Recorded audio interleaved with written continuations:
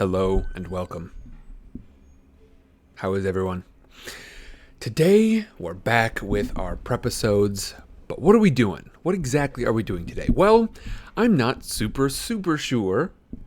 I know we've got one headline mission, and then from there, I think I'm probably going to start working on some of my controls, because I'm simply too excited about the system to not work on them today. But our headline for today is we are building our players, essentially. Now, what the heck does that mean? So, we've talked about this before, how this system, how this game is going to work is I'm going to run a game for essentially 3 players.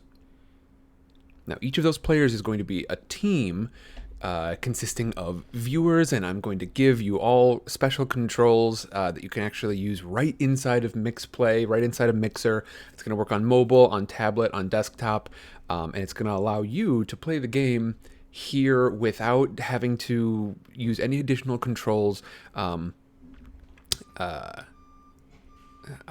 Solderfish, who has been acting as kind of a stream producer over the past couple of months, has found me an incredibly powerful tool called Firebot, and so I'm going to be using that. I'm super excited to show it to you, and Tuna, my stream manager, I'm hoping that you find this as interesting as I do. I feel like it's really going to play to your particular interests, or at least your sort of like step-by-step analytical mind. I've always thought that you would make like a good coder, I think, but I think this will be an interesting process, and I'm looking forward to showing it to you all. But you're going to get these controls, and today I'm going to build what those teams look like, because of the 3 teams, I want when people join, I've been considering for a while what's going to differentiate the 3 teams, right? And I'm going to go into my desktop here. But what is going to differentiate between our 3 teams? We're going to have a bunch of different players, all of different interests and backgrounds and reasons to be playing. And what is it that's going to be the main differentiator? Are they going to be? Am I going to separate it out based on the class that they're playing? You know, who wants to play a wizard versus a rogue versus a fighter? Of course, y'all are going to decide that. We're going to do that not next stream, because next stream is going to be our world building session, but the stream after that, where we do our full character building sessions.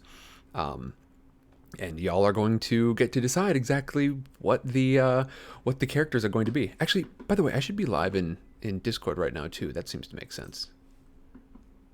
Hi Discord, how's it going? I'm live. I'm in it right now.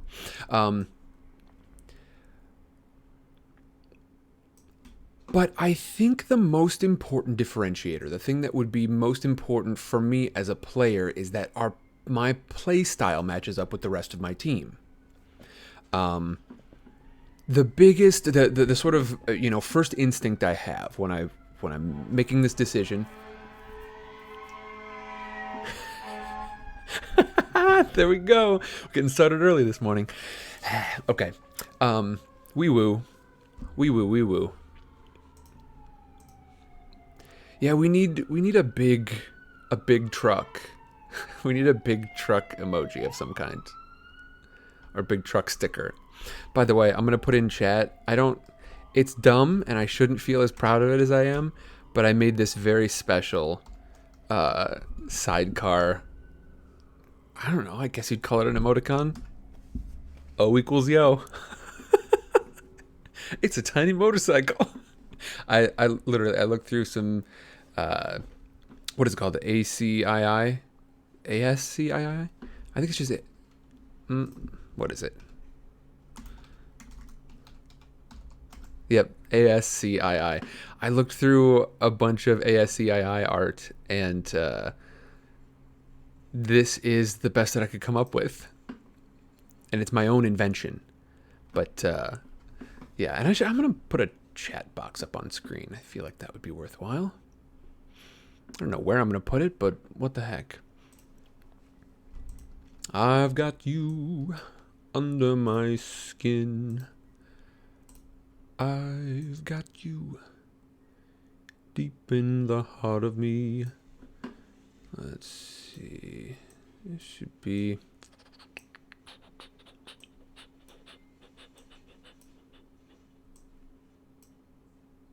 Okay. So, let me test that one more time in chat.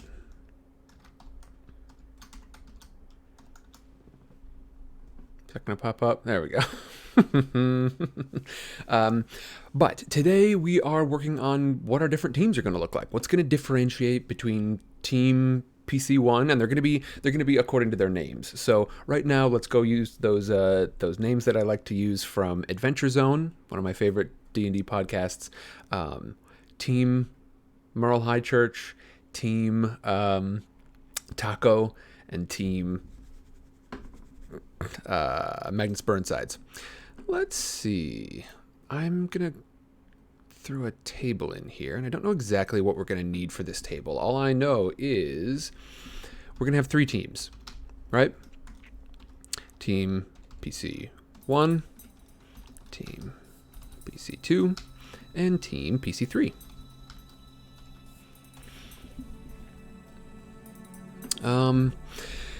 So what are the instincts that are going to differentiate between these different teams? Team PC Jungle Music, Team Trap House Jazz. It's going to be important when people show up that if they're constantly having to fight their team to be really active or to jump into the action, then that's not going to be very fun for them. I think if they want to play more conservative and they want to really stay back and consider their options before they leap in, I think that person is going to be really dissatisfied on a really impulsive team. So I think I want those to be my options. I was considering, I was trying to think in my free time, what exactly are the 3 primary types of players out there? Now, once again, we're not talking about characters. Each of these teams is a player. They're one player. They're going to choose a character, but they're going to play in a certain way. And so I'm trying to think of the 3 basic types of RPG player. And I'll be honest, I couldn't sort it out for myself. I need a hotkey emoji. Did my hotkeys stir up again? When would this have happened? Oh my lord. I don't know when this happens. When did I hit the number keys? Whatever. Oh, I gotcha. No, you're right. When I was typing the PC numbers, you are totally right. Okay. I'm gonna go remap those right now. I think it's high time I remapped those, just so we're not constantly dealing with that anymore. I'm gonna keep them, but I'm gonna change them over to my number pad. O equals yo. Let's see. Do I want them on my number pad? Where do I want these suckers? Yeah, I'll put them on my number pad.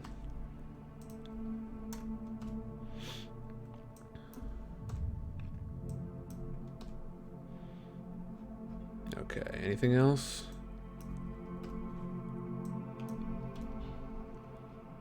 Ba-da-ba-ba-ba-da-ba-bow. Do-do-do-do-do. Okay. I do need some sort of hotkey emoji. But yeah, Firebot is actually the thing that's going to allow me to use these custom emojis as well. Again, I can't wait to show it to you. We're going to do that a little bit later. For right now, though, I am just straight up going to Google what are the basic types of RPG players. 25 types of fantasy role players. Okay, now I had assumed that I was going to get far more than 3. The distillation I had already managed on my own was between basically 2 major types. There is the let's see, we'll call them the aggressor and the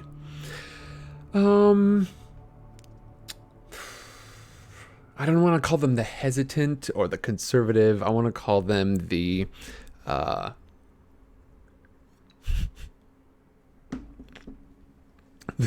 or the timid, but they're the type that wants to understand their options before they just leap in.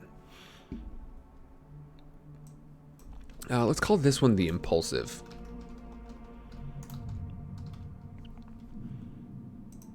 We'll call it the restrained.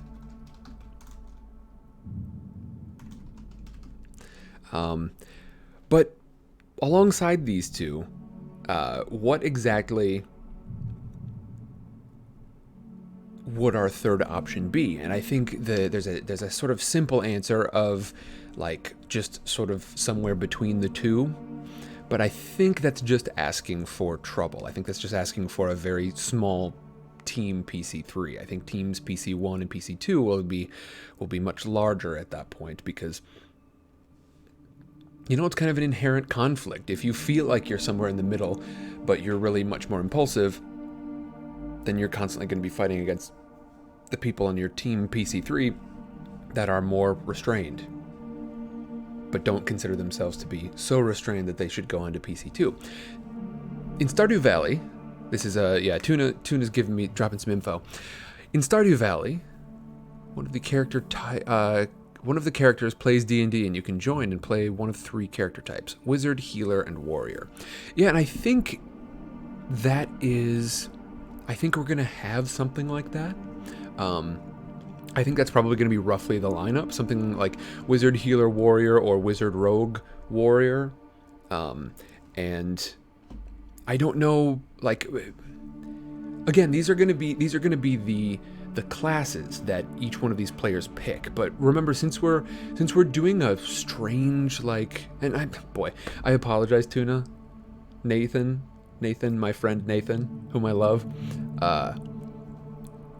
streamer, like my streamer sort of like diction starts to my attitude starts to sound almost like lectury. So I apologize. You know me too well for this.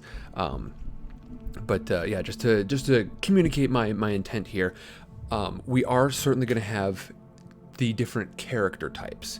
But since we're doing something big and sweeping here, where we're going to get a lot of different players all working together on one team to control one character, we have to sort of take a step back and create this line of separation here, because I want the different teams to be on the same page. And so I'm trying to look at what exactly separates the different types of player, not just the classes or the types of characters. Okay, this one's going to give us 25 options. I mean, I don't want to look through all that. Let's see. This one's going to be handy. So, we're looking at, you know, what are the basic instincts that a player has, and this one gives us the power gamer. And I'm not going to read through the whole thing, but the power gamer, they're the people who, they love the rules and they want to dominate. They want their character to be the best, and you know, sometimes it's a matter of doing that mechanically. Sometimes it's a matter of just making sure that, you know, that you are living the kind of life with your character that you want to live. There's the butt kicker. This is the person who just simply loves to kick ass. And I think there's plenty of room for both of these individuals. These are going to be the people who they want to fight. They might not necessarily be the ones to rush into fights, but often they're going to be navigating in order to achieve conflict, in order to achieve combat. There's a tactician. They're the person who wants to go through and really understand their options before getting themselves into anything. They're the people who sometimes during combat will ask a lot of questions and really want to understand the layout of the scene so they can best understand, you know, what sort of combo moves, you might say, that they want to, that are going to be most effective. They're all about the most efficient combination of actions. There's the specialists. Let's see. What exactly does it say about this? Okay. Yeah, favors a specific character type. They are the person who always plays the rogue, or always plays the fighter, or always plays the wizard. I might be considered kind of this type. I really enjoy bards, honestly. I used to be rogue all the way, but I really enjoy bards these days. It's just kind of fun to play a very utilitarian and yet social type of character. But for others, it looks like the most common subtype of specialist is the player who wants to be the ninja every time. Yeah, I wouldn't be surprised if we have some of those. We've got the method actor who enjoys the role-playing. They are big into role-playing games for the RP portion of it. They don't necessarily care quite as much about the rules. They might not even necessarily care as much about the mechanics or what their character class or even is, but they are likely to bring that into their sort of performance for the game sessions. There is the storyteller, who is inclined again toward the role-playing side of things, less interested in the numbers. It sounds like a pretty similar one to the method actor. You know, somebody who's really interested in the story of the game, or completing their character's kind of personal arc, or completing the arc of the storyline satisfyingly. And then there's the casual. This is the one who is going to be just in here because, you know, this is, I should say, the person at the average table who is here because their friend is here, or who's here simply because they like a quiet way to spend a Sunday afternoon with friends that doesn't involve, you know, going out or spending a bunch of money, or, you know, hitting a loud club or something. I enjoy, honestly, a lot of what I enjoy about RPGs is the casual gamer side of stuff. I just like, I don't know, I like being able to spend my time with friends in an environment where I can hear them well and spend real time with them and get to know them a little better, while also experiencing a story that we all enjoy. Okay, I think those are good options, but let's try to condense these options into essentially 3 different groups. I think there is going to be, like, I think we could loop some of this stuff together, right? I think there's the power, and I think, of course, everyone falls into some combination of these things, like a level 3 power gamer plus a you know, a level 1 specialist, right? Like someone who pretty much enjoys being like a gladiator every time, but they are a super power gamer. I think maybe we could look at these in those terms. Okay, so if we were to consider that, again, I'm leaning toward this as a guiding principle and trying to find a third one here. But let's consider if we were to divide it up differently. If we were to look at like, let's see, power tactician.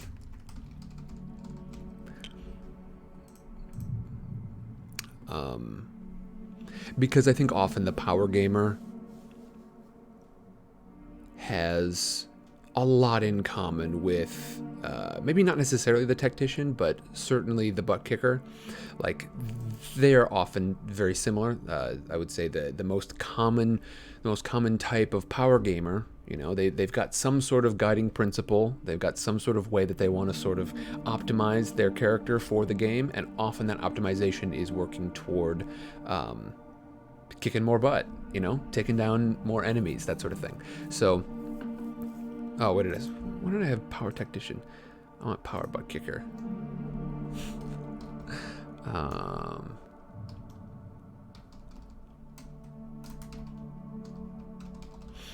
Power butt kicker, and then they can sometimes be the tactician, but I would say not always. So let's look at this from the perspective of the role player / storyteller. which on this side I think would put, and I'm gonna take casual gamer off the table because I'm gonna have opportunities for essentially the newbies in the group. I'm gonna have a control panel, and you know what? What the heck? Let me put the control panel up for right now. I'm gonna see kind of what it looks like on your end. I would advise, because none of these are set in stone yet, and things are broken essentially. Don't click on anything once this pops up, but do take a look. Now, if I don't know what exactly y'all can see right now on the user end, but on my end, it looks like this. Oh boy, looks like infinite recursion in the background, but as you can see down here at the bottom, look at it, there's the tunnel out in the distance. You can see at the bottom here kind of what our controls are going to be. And I know what's safe to click here, so I'm going to be able to click. But these are essentially our two options. And newbies are going to be able to join the mob really quickly. This is the option for people to participate without necessarily needing all of the requirements, without meeting all of the requirements for actually joining a PC team. So there's going to be different options within this. These are not permanent. These are just some options that I put in so I could work with the controls. But I also need a back button. That's one thing I don't have yet. But they're going to be able to interact like this. I don't remember if I've got any commands attached to these yet. I don't think I do. Okay. But then to join the party, there's going to be these 3 different teams down here. And you're going to be able to join one of these, and then within that, there are going to be the different controls for that individual team. Okay, so I'm going to get rid of that for a moment. Let me just bring it up because it looks really cool, and I'm excited about it. I want to work on these icons later, I suppose, but the more important thing is that the controls get down. So back to what I was saying. I think we can take casual gamer off the table because that's sort of going to be the mob. That's sort of team 4, as it were.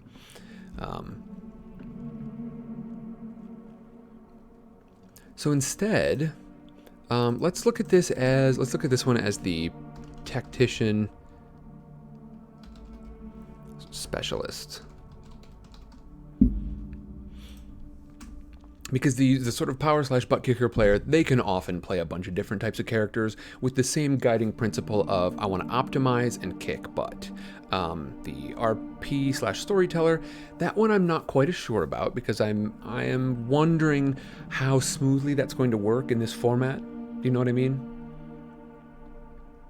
I'm wondering, is that sort of, because we've got so many voices, like if we're voting to take actions, that's going to be one thing that, you know, the teams can sort of try to come to consensus on that sort of thing without worrying too much about, parsing between individual options. When it comes to RP or storytelling, a lot of people are going to be very attached, but to totally different aspects of this character, and so we'll see how that works. But I'm going to keep it up there. This is just going to be my 3 columns of team options. Let's see.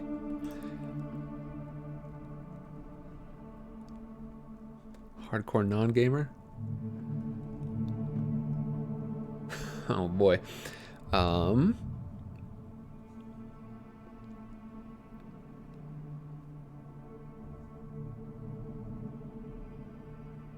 Okay. So some additional options here. We've got this looks like it's going to be a pretty cynical look at it, so I'm not interested. 5 RPG player archetypes. Okay, this might help. We've got the war gamer. That's sort of our power gamer / our butt kicker. We've got the writer. That's going to fall into that RP storyteller. Performer, same thing. Casual. That's going to be more the mob. The net decker. This is a new one. What is this here? Requires a bit more explanation. Net decker is a term used to come, let's see, as a derogatory for someone who was playing a deck list they had found on the internet. The idea was that somehow, in your teenage minds, your deck only mattered if you created every part of the idea yourself.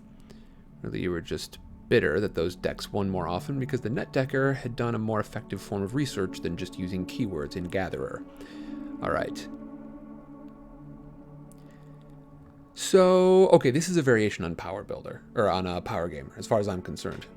There's someone who, you know, looks online and really tries to find, you know, other people who have invented specific builds, and their goal is very similar to the Power Builder, just be the best at something. They've got their own instinct of like what the best means, whether that's the best at kicking ass or the best at, you know, combining spells together. I think it's very similar. Oh boy, and then we've got the PvPer. Somebody who is looking for an opportunity to kill, maim, or otherwise screw over party members. I don't think I want to cater to that sort of activity.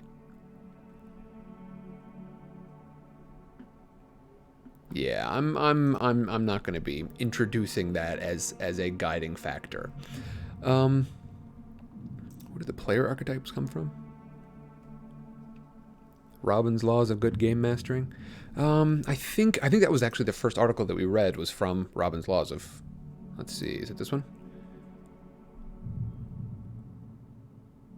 Yes, simple division of players formulated in Robin's Law of Good Game Mastering. Okay. And then I think, you know, I think we've essentially sorted out like this, and this matches these three here match the typical lineup that I see. When I see characters, or when I see players described, it's the same thing in the 5th edition GM handbook. It's the same thing in a lot of different online resources. This is the division of players that you see. You see roughly, you know, 5, 6, 7 different types of players, all generally called something similar. There's the power gamer, the butt kicker, the role player, the storyteller, the tactician, the specialist, the casual. Pretty common. And so I think, at least for what we're going to get online, these are the basic types. What would be a different way to divide up these three? Again, I'm still leaning toward the top tier here, the top line, as my set of guiding principles, because I think that's going to have more of an impact. I think that's going to be the best way to facilitate unity in a particular team. But let's keep looking around. Another option for dividing these up would be, I don't know, I guess you could say like mechanics focused, RP, story focused,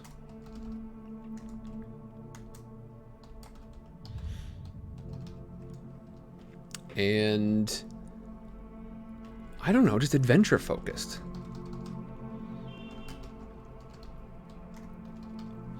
And I think the story-focused individuals are going to be slightly different from the adventure-focused ones. Adventure-focused individuals generally like to just see new things and experience something new, whereas the story-focused ones, they don't mind returning to the same thing over and over again as long as there is some sort of progression to the story of it. You know, they don't mind dealing with the same NPC a lot if, you know, their character's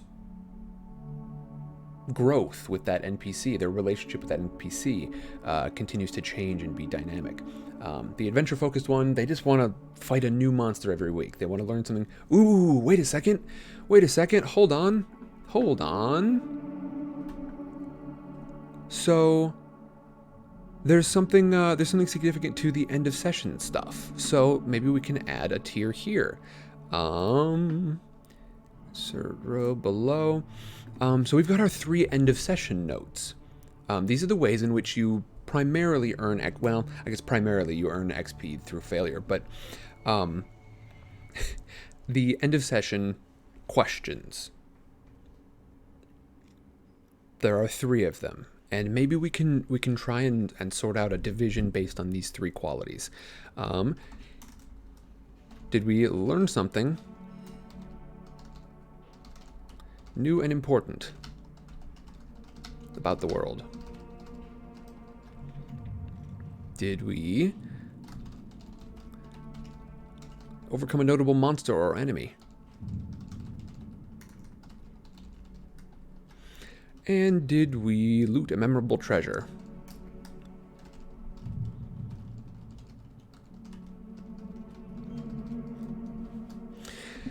Tuna Sunday is going to recognize these three. He's seen these before, frequently, in fact. And I think, you know what? Let's kind of switch these around.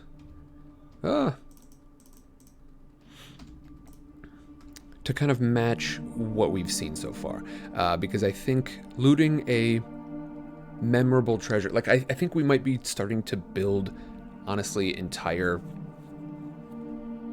characters here, right? Like we might be able to use this entire column rather than just picking one of the rows here to use as our guiding factors, because there's a lot of overlap here. The power gamer / butt kicker, like, they are often very mechanics focused, and they also tend to be slightly more impulsive, because they're thinking, they can be pretty tactical, so maybe not entirely. We might be able to move this around a little bit and find something else, but generally they're going to be the ones who want to overcome a notable monster or enemy. These folks are going to be the RP / storyteller. They're the story focused ones. They're going to want to learn something new and important about the world. The tactician, the specialist, they are going to like to loot memorable treasure because it allows them to do new stuff or buy new stuff. That's going to sort of help them to more fully fulfill the character type that they see themselves as. And that's the same with sort of the adventure-focused individual. Although they also enjoy new and important things about the world, but you know what? We're not necessarily focusing on trying to get a sensible column system here. We're still just working on what are our three main divisions of character. And unfortunately, I had a good idea somewhere in the middle of that, but then I got excited about the idea we're at now, and I can't think of what it was. I have lost the idea. Let's see. What else did I have here? I was looking at mechanic-focused, story-focused, and adventure-focused individuals. I can't think of exactly what it would be. But I don't want to just sit here quietly, because that is no fun. Yeah, I had thought of another sort of division of the players, another division of ideas here. But let's see. I want to make sure I'm not missing anything in Discord. No, it doesn't look like it. That's okay.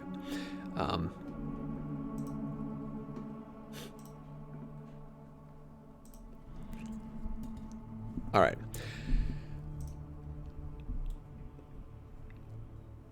Based on this stuff, what is it that we can better understand about our first row?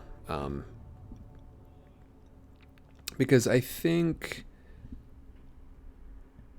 I think maybe tactician is the third one to fill this out, because we've got the impulsive one, right? The one who just wants to rush in, doesn't really matter what's going on. We've got the restrained one who's there to, they're there to, not that they want to understand it better, but they simply don't, they simply want to hold back a little bit. They're not necessarily trying to assess the entire situation. They're just maybe more protective of their character. They want to maintain this, even if it means missing out on some things. Team PC3, I think, would be the one. Let's see. I'll call them the Beholder. That's already a thing. I'm gonna have to change that name. But they're the ones who are more interested in. They're interested in getting in there, but they're more cautious than the impulsive. They want to understand. I'll call them the investigator. That's what it is.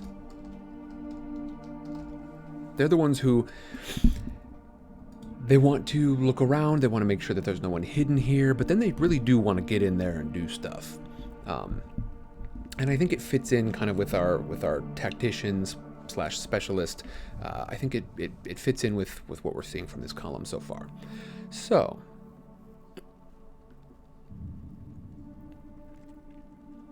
with these, let's make I don't know. I don't know if I want to make a full decision about this yet. I do know that eventually we're going to be setting this up in Discord. So, I mean, why the heck not do it? Why not start to work on it right now? So, we're going to have, let's see, this is going to be a private channel because you are not allowed to jump into this unless you are actually a part of this team. So, I'm going to say team PC1. And I think nobody has access to this channel yet, except for me and Tuna.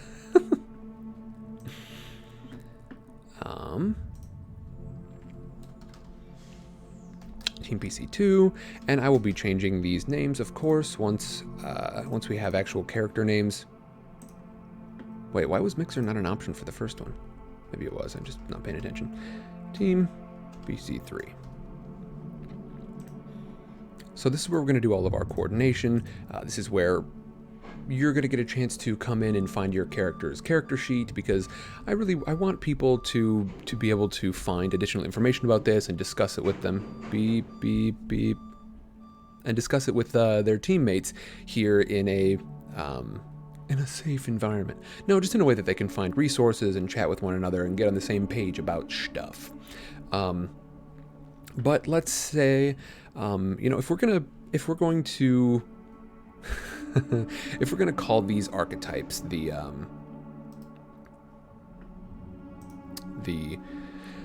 Adventure Zone groups, then this is the Magnus Burnsides. He's a fighter. He's a butt kicker. He wasn't so much, you know, mechanics focused or a power gamer as much, but definitely this is the main one that we could consider him to be. There's the restrained and the storyteller, the story focused. This is going to be the Taco the Wizard, and then this one would be, I guess, the Merle High Church.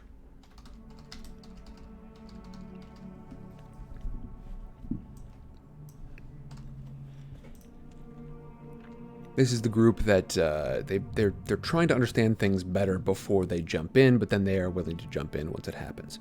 And I almost wonder if we should switch this cell and this one, just to sort of align my thoughts on the two.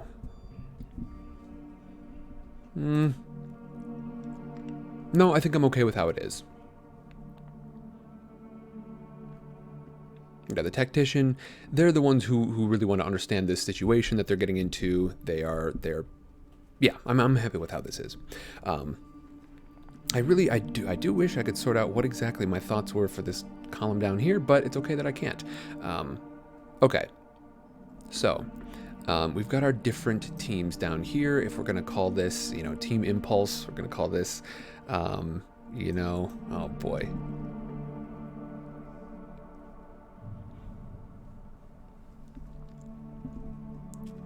I don't know. I don't want to call them anything right now. Okay. I think we're ready at this point. Let's get into some additional character design type stuff, or not character design, because we're going to do that as a group later on. Once I've had a chance to make more announcements about it and hopefully get more people in here. If not, that's okay. We'll continue like this. But I do think once people get a look at this and get a look at, you know, what we're going to be able to do here, I think people are going to be really intrigued by it.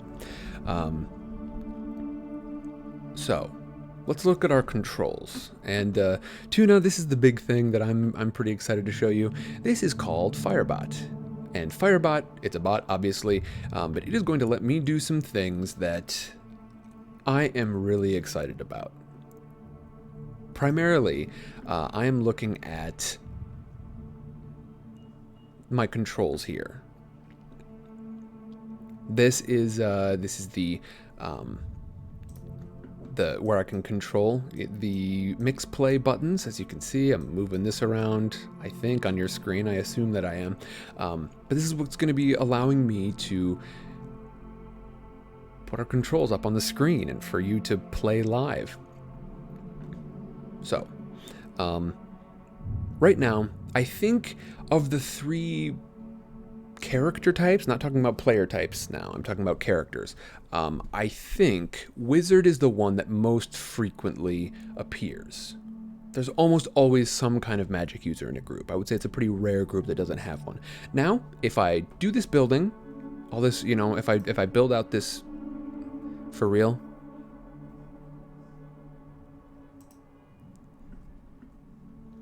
Somebody's going crazy outside. I don't get that. It's never effective. Nobody will ever react to that well. Either they don't have the option to, well, let's not talk about traffic. No sense in it. Okay. There's virtually always a wizard, right? So I'm gonna pretend that Team PC2 is my wizard. But first we're gonna fill out our basic moves. Let's go ahead and I suppose I can start filling out the basic moves for PC2. Yeah. Well, we know what our options are. But check this out. I can go in here and I'm going to join Team PC1. I'm going to use our basic moves and I've just clicked the control for it and it pops this up. So PC1 says, I hack and slash. When you attack an enemy with a melee, roll strength plus 10. At a 10 plus, roll plus strength. At a 10 plus, you deal your damage to the enemy and avoid their attack. At your option, you may choose to do 1d6 damage, additional 1d6 damage, but expose yourself to the enemy's attack. On a 7 to 9, you deal your damage to the enemy and the enemy makes an attack against you. Okay. So that's all pretty well prescribed, but check out what I can do within this. I am going to go to my hack and slash button, and I can edit this control once I find the right way to... Oh boy, oh boy, oh boy, oh boy. I am a mess. Okay. Once I click the right damn button. Okay. Here we are. So I can restrict it. I've already restricted this. I've set up a special system by which I am sort of gatekeeping super noobs. Super noobs are going to get to participate. They're going to get to come in and hang out and control, but they're not going to get to control player characters. They're going to get to help me control the mob. But this is attack, and look what I can do here. I can set up different restrictions. So one of the things that I can do is I can use channel currency. Now this is I'm not sure how or if I'm going to instigate this yet, but I've got a very cool option here where I can create a currency for my channel. And one of the things that I've done is I have indeed created this currency. This is called action points. And I'm thinking I'm essentially going to use these to determine how viewers are going to be able to contribute. I think it would be a good way, because if they spend action points to take certain actions, then that means that people who have acted a lot are going to have fewer action points, which is going to leave that open for new people to come in and participate here. Now I've also got these roles. These are ways that people are going to be able to participate in the different groups. I've got things limited such that Team PC1, if you have been assigned this role, that's the only way that you're going to be able to participate on Team PC1. And for right now, we're calling this Team Magnus. Right, Team Fighter. Team PC2, if you're on that team, you can't participate in stuff for Team PC1 or PC3 or the mob.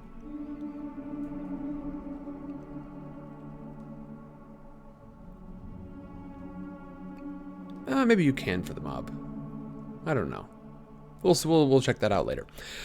But I'm also going to be adding, let's see. Let me just add... this is an option for later on. Something that I'm not totally sure what the primary use is going to be. I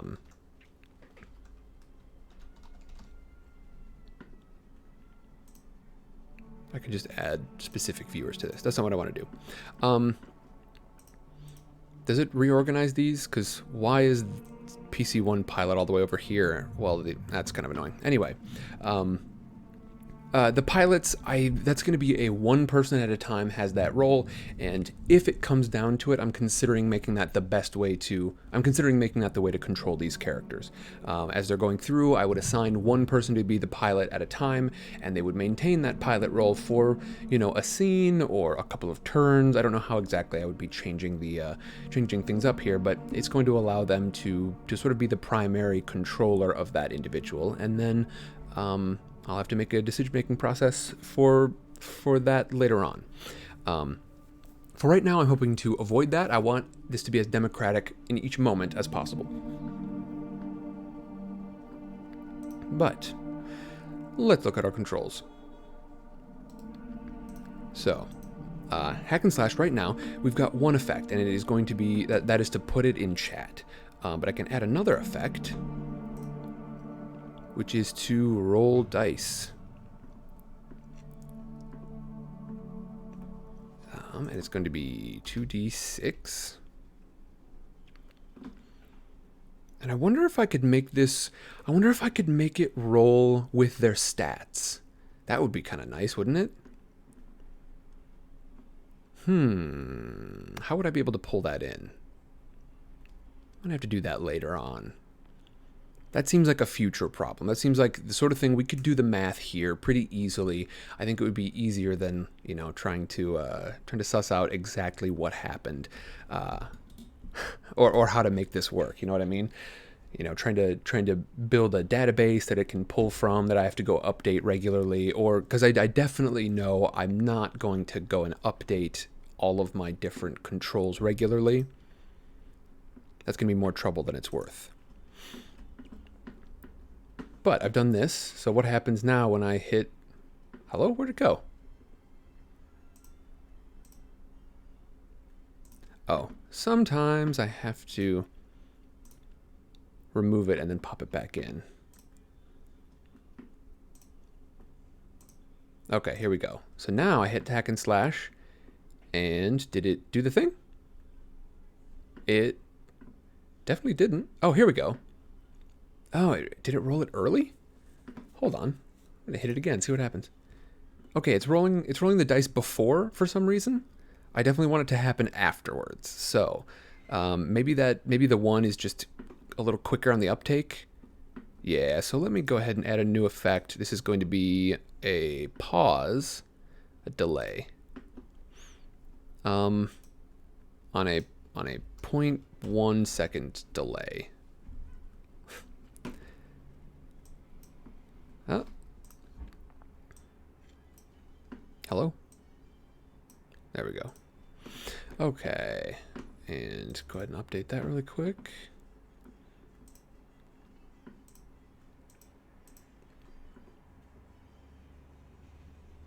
Cool.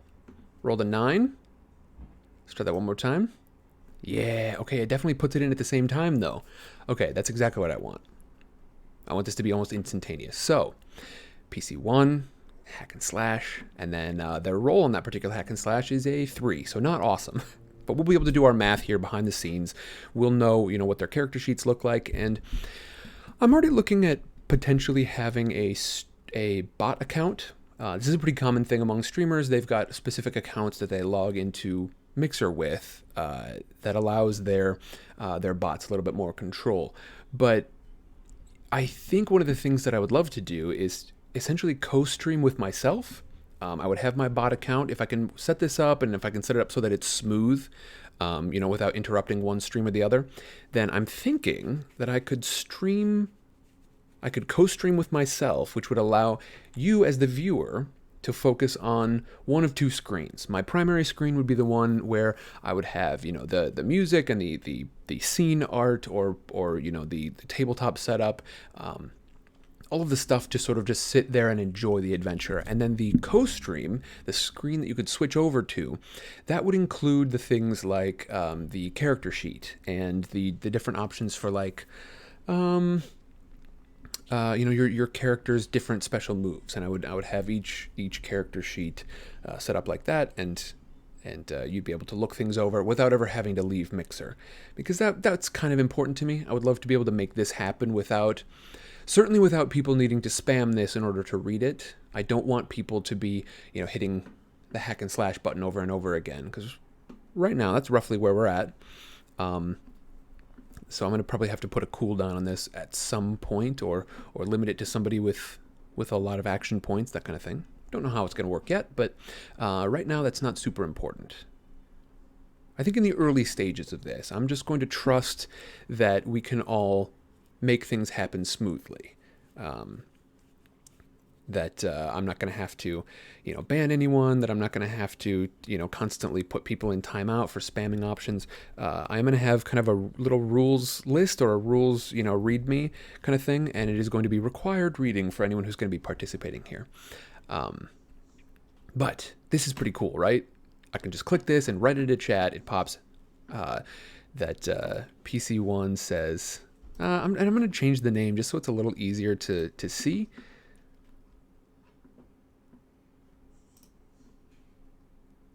So PC1.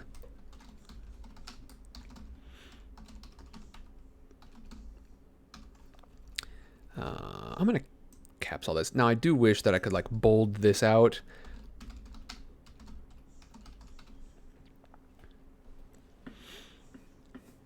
But I cannot. Gotta use proper grammar. Okay. I don't know if that'll update very quickly. Let's see. Okay. Magnus Burnsides says, ooh, nice. Hack and slash. I wish I could... You know what I could do? I'll just make that 2 different chats. That would be nice. That way it'll say what character we're looking at right now, in addition to what they're saying. Okay. And that way I can edit, I can add that control in as like a copy paste. So let's add a new one. This is also going to be a chat effect.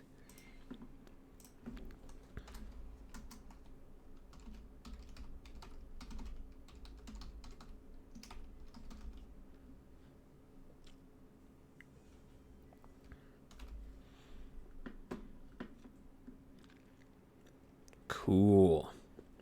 Cool. So this is going to go up at the very top, and then what I can do with this, let's see. I can clear this out, and let's see if that works. But again, Nate, I don't know if you find this as cool as I do, like what kind of options I'm going to have here, but I am super excited for it. Okay, so yeah, it puts it right in chat properly. Magnus Burnside says, I hack and slash. I hack and slash. I don't do a lot of good impressions, but for some reason my impression of the like Microsoft Sam shouting voice is really half decent. I hack and slash. When you attack an enemy in melee, roll plus strength. And then it's got our dice roll down there. Cool. And I'm going to have this divided up, so I'm going to have different hack and slash options for different weapons as well. It is a solid system, right? It's pretty cool. Which, by the way, I think Fridays tend to be a little bit more busy for you, Tuna. So I'm hoping that you'll find this as exciting as I do. But if you don't have time right now to find this as exciting as I do, totally fine. No worries.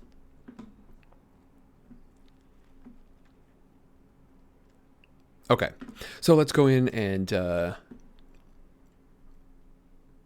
adjust our other options. And I think, let's see, there's only the one way to get at the controls. That's okay. So I haven't done any of the effects here. So you know what? I'm just going to remove this one. And I'm going to duplicate this a few times. Now, why did it slide it over like that?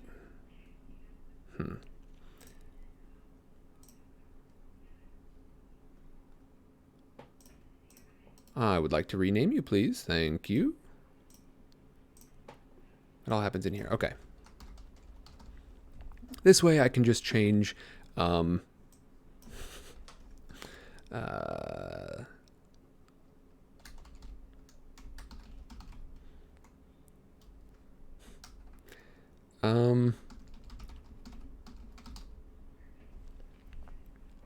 this way I can just change the things within it. So, it's still going to be Magnus Burnsides saying this, but our text is going to be different. So instead of I hack and slash, it's going to be I volley.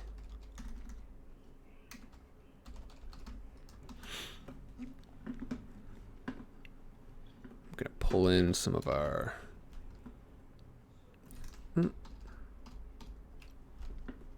What do I need here? I need my basic moves. There we go. Okay.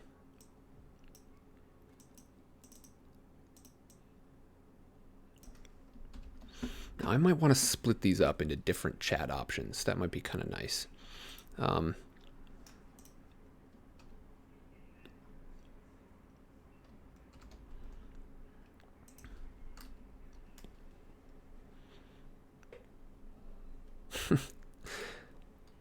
Let's see.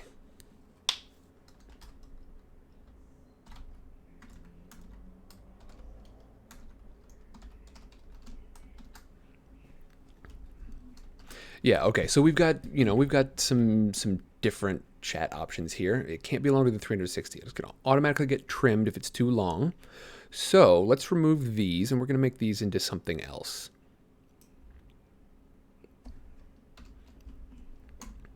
These will be a different chat option.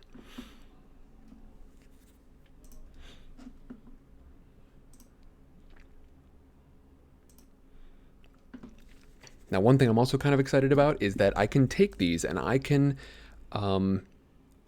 use them to change mixed play scenes like we've seen. That's how I've been I've been navigating from menu to menu here.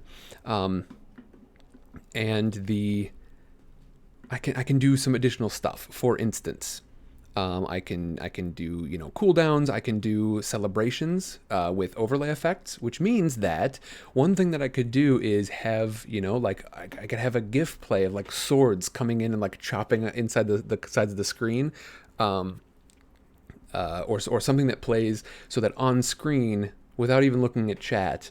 Somebody who's just watching this casually can tell sort of what's happening in the scene, like what action has been taken. So that's pretty cool. I'm gonna take a look at those later. But we're looking for a chat message.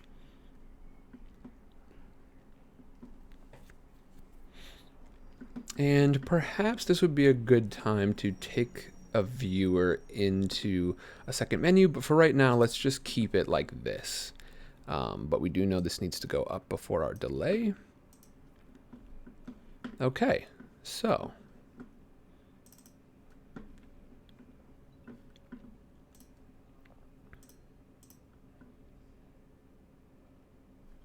Oh, I've got, my volley still isn't labeled volley, is it?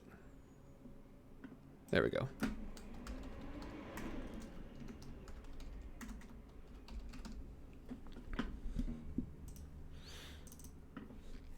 Unfortunately, I have to re-navigate the menu. That's okay. Okay, so there's a hack and slash, and then here's my volley. Attack at range. Magnus Burnsides says, I volley. When you take aim and shoot at an enemy down range, select roll plus dex. On a 10 plus, you have a clear shot. Deal your damage. 7 to 9, choose one. Whichever you choose, you deal your damage. You have to move to get the shot, placing you in danger of the GM's choice. You have to take what you can get. Eventually, I'd probably separate these out into, oh boy, that might be just a big block of stuff to look at. Maybe that's not what I want, is to have it be 3 different things. It's enough that, like, let's see, from Magnus Burnsides all the way through, all 4 of these chats are just one specific move. So especially if we've got people who can't chill on the chat buttons, then we'll have to keep this pretty organized, because all of this is within one move, and I don't think having 2 additional messages in addition to this is going to be our best option, but that's okay.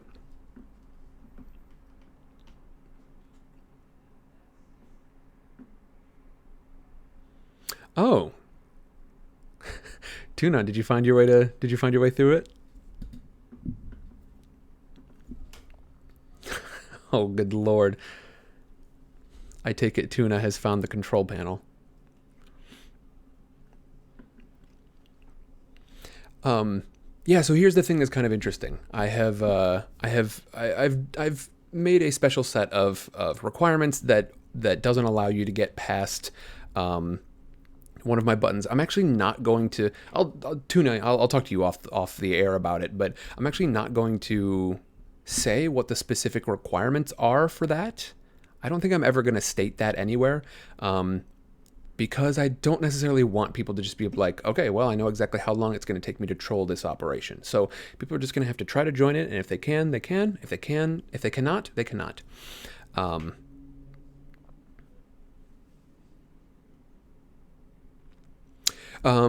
Okay, Tuna asks a good question. How do we know who's spamming, if they are spamming? And actually take a look at the dice roll. So it's the very last one. In all of them, it comes up as me, it comes up as Sidecar Stories, and my intent is to change that so that it will come up as the bot. It's going to be like Dragon Lord bot or something. But take a look at the dice roll. It says Tuna Sunday rolled an 8 on 2d6. So I can tell who's in here, who's making this trouble for me. And I can put them on timeout, or do what I need to in order to. I don't know I wonder if timeouts work on mix play. That'll be interesting. That'll be interesting to navigate. Anyway, I will have to sort that out later. Once again, in interest of actually getting this done, as opposed to trying to perfect.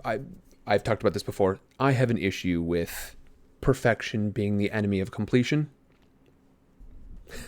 We can test it. Okay, I'll test you out. Let's see. Timeout. Timeout Tuna. For duration, I think it's in seconds. So let's try the next 30 seconds. Yeah, okay. So you are timed out. All right, go ahead and give it one more shot. Okay, looks like you can still definitely do all of these things. Now, another way to do this might be simply to clear somebody's action points, if they're spamming something, and have these costs, I can make each one of these buttons cost a certain number of action points, or maybe just like require that they have a certain amount of action points. I don't know. Let's see here. Let's see what my controls allow me to do. Can I make hack and slash cost? Let's see. I can give it a spark cost.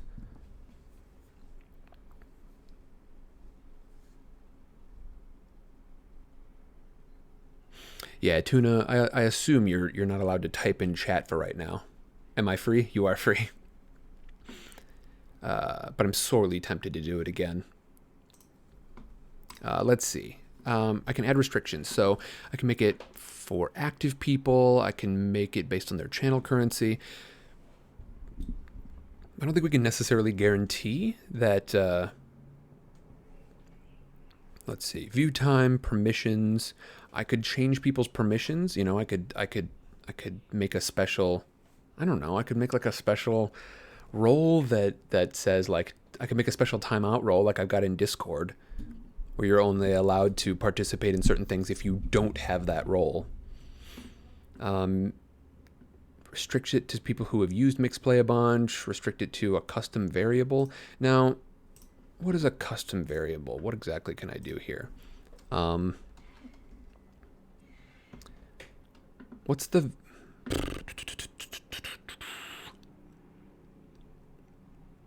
I would love to have it cost something. And I guess spark cost would be the only way for me to do that. So that every time they hit it, it costs a certain number of sparks. And that's going to allow people who have been here longer to participate more. And to me, that's a good thing. As far as I'm concerned, I wanna reward that kind of activity. I want to reward people for being here. Tuna, you're gonna get to do an awful lot. With great watch time, with great uptime comes great responsibility. But for right now, let's keep working on our buttons here. And of course, once we get in, I'm going to be able to. Here, let me show you my system. I have to pull up a URL really quick. That was super quick. I'm awesome. Oh, it's gonna be all weird and screwy looking, but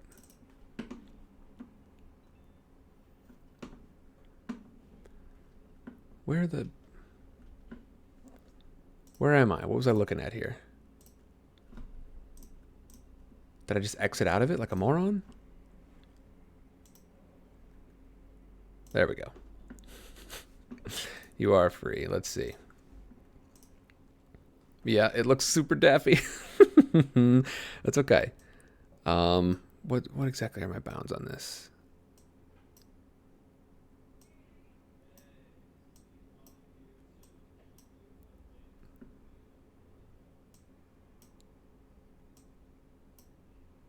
I can't make it any narrower.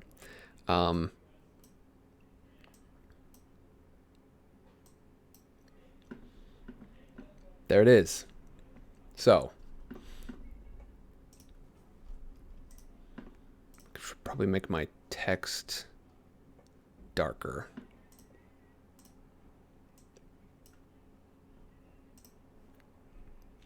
There we go. That way you can actually see it. And let's give it a spark cost for right now, I suppose, right?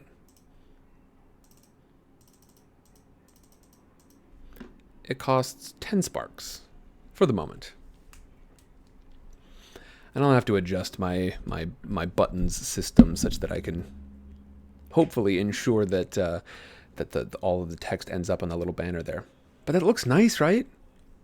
I think it looks nice. Okay. And of course I can do that to volley as well, but I'm not going to do that right now. Let me just move these around, in fact, because it's going to bug me that the good-looking one is the second out of 5 or something. It's supposed to be the first on the lineup anyway. So, let's keep putting in buttons. And I'm not going to do all of this on stream. Once again, keep in mind that next week we are doing world building, so that's one of the ones you really don't want to miss. You're definitely going to want to participate in that one. Okay, so let's jump in with parlay. Damn to the depths, whatever bastard invented parlay. Don't remember exactly what the quote is, but it's something like that. Okay, let's copy hack and slash. And here's a great thing. I can make hack and slash cost more sparks than something like parlay, which means talk is cheap. Ah, see what I did there? No, I'm just excited because that means that I can, I'm going to have the ability to essentially, okay, so hack and slash, the new one goes on top. I can't stand stuff that does that. That's okay. The button text should be parlay. You have to work next Friday. I'm not certain I'm going to do it. I probably will do it on Friday, but I might do it at a different time. I'm gonna go ahead and put I'm gonna put like a poll up on YouTube and Discord and everything to see when this might work better, because I'm gonna try and use the next 2 weeks as my transition period, and then in 3 weeks when we actually hopefully have our first session, everything, assuming everything works well.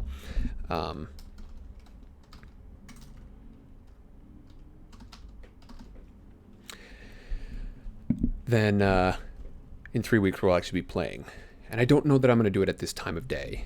I think this doesn't necessarily allow a ton of people to I think more people will be able to participate if I hold it later in the day.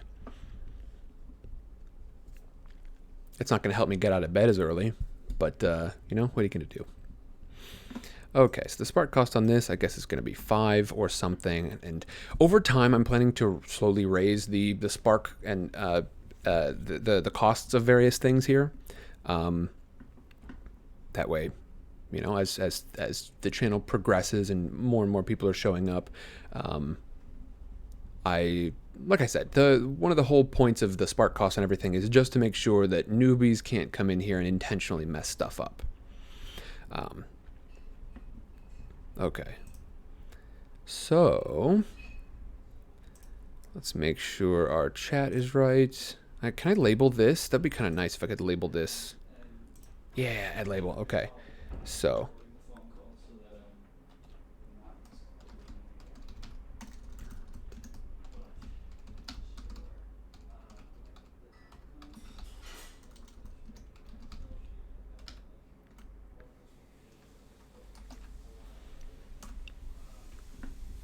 nice.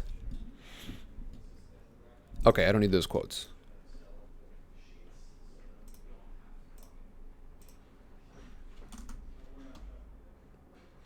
Sorry, I know this is fussy, but just trying to get the sense of what exactly I need here. This.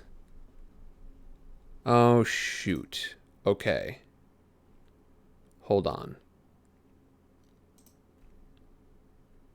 So I'm going to save this, but now that I've done this, did it change? Let's see. When I changed volley, did it change my chat for? So this still says volley. I want to make sure I'm not editing like master copies of anything. You know what I mean? Like if there's some sort of saved chat and it's the same between different ones. If I edit the you know, the chat box in Hack and Slash, is it going to edit the chat box in volley? It doesn't look like it. Okay, that's good. Looks like I'm creating new controls when I do that. All right. Parlay.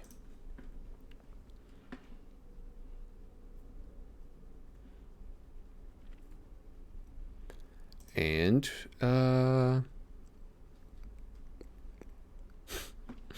let's add label parlay.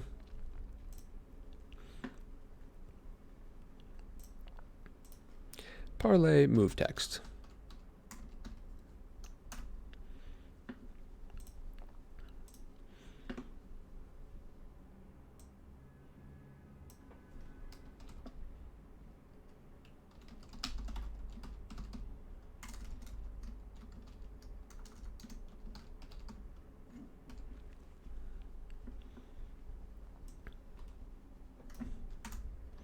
Did I already do it? I did do it. Okay, cool. On a hit, they ask you, and they need you to make a promise first. Roll plus charisma. Okay. So there's a delay, and then our dice roll. All right, let's see. Let me put this up here, make sure that everything looks right.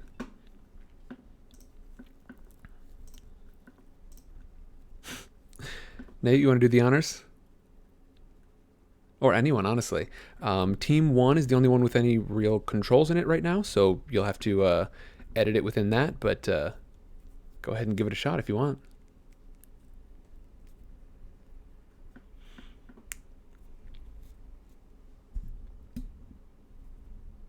Give parlay a try. I don't know who's in here right now. I'm just going to go ahead and put it in there. Okay. Oh, you only see volley? You only see volley. Interesting. That's no goo. How did you do that? How did you put it right in between? Okay.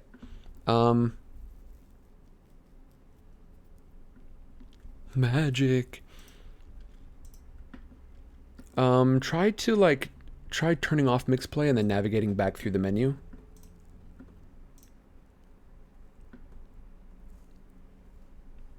It's just underneath your screen next to your skills pop up. Just like click it twice. Magnus Burnsides says, I want to parlay. You have leverage on a GM character and you manipulate them. Roll plus charisma. Leverage is something that they need or want. On a hit, they ask you for something and they do it if you make them a promise first. On a 7 to 9, they need some concrete assurance of your promise or right now. Yeah, let me know if that pops up for you. Meanwhile, I'm going to work on... Yeah, it does work for you. Cool. And I assume you've got sparks to spare on it? Just volley. Oh, that's right. It is still volley for you. Okay. Well, why would that be? I'm assuming it's something related to... let's see. You refresh the page, eh? Oh, it's because there's no spark cost for them. That's the only variable I can think of. Either that or it's the art that's not coming through. Okay, let me remove the spark cost for these things and see if that changes it. If it just doesn't, maybe it just doesn't display it if it's got a spark cost for you, in which case I'll definitely need to sort that out.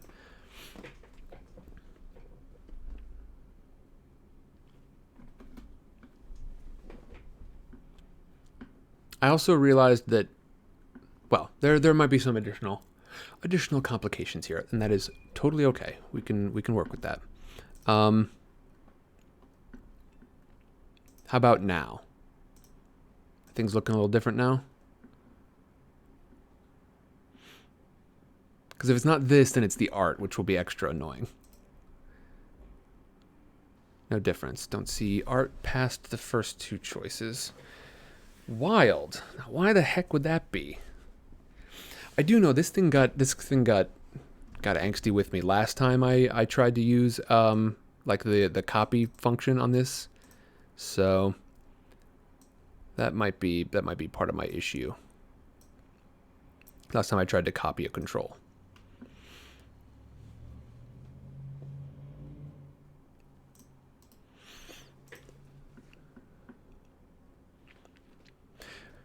But that means it's not just the art.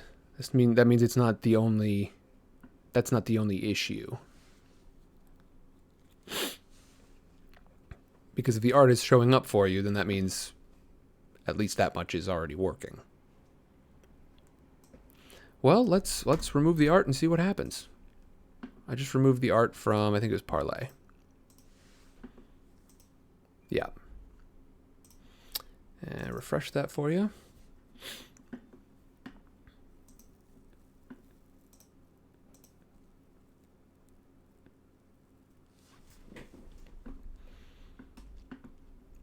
So Hack and Slash still has it. Parlay does not. And if I have to rebuild these, then I'm glad I'm finding out now rather than later.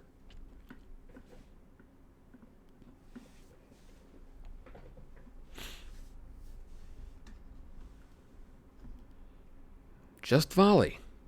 Well, what the deuce?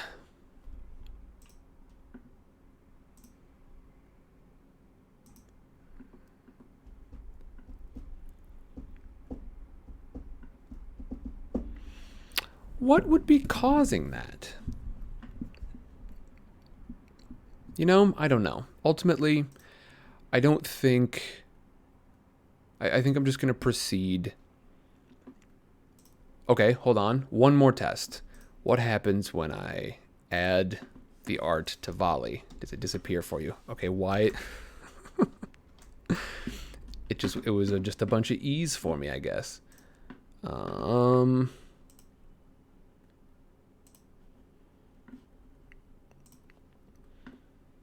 on, I gotta get...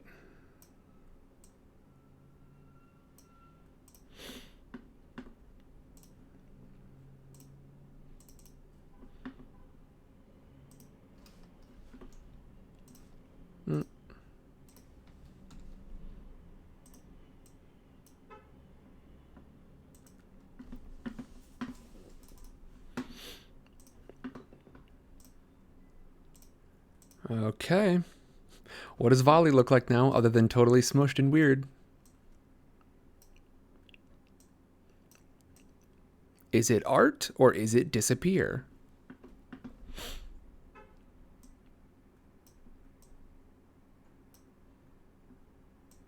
Okay, so the art is not the problem. It's something else. I have a feeling it's something related to the copy-paste functions, which is very annoying, but that's okay. We've dealt with annoying before, we will deal with it again, and right now we will deal with it with grace. So, I'll probably go back and rebuild some of this stuff like in my off time. Let's just power through, shall we? So I want to look at defy danger.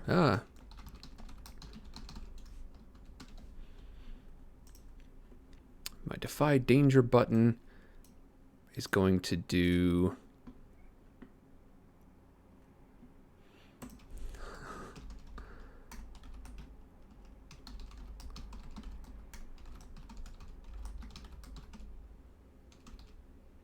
what is it? Dodge, dip, duck, dive, and dodge. I feel like that's what it was.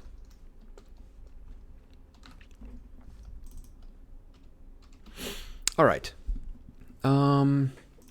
So we know that our styling options are okay. So we know it's fine to add the art here without it goofing you. And I recognize like this, it's on the screen right now. It's not going to come up probably for you until I go ahead and adjust it. So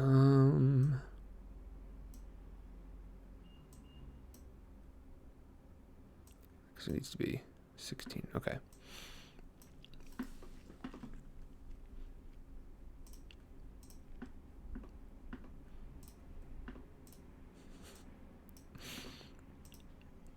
Now, I don't know if this is as absolutely fascinating to you as it is to me, but I'm very excited about this.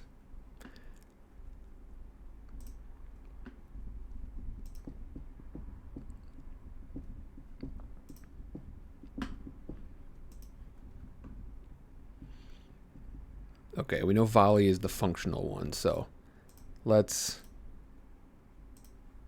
Can I copy the effects? Yeah, I guess so. I'm copying it, but I'm not like saving a master effect. So maybe that's not what I want to do. That's fine. Whatever. I don't mind retyping some stuff.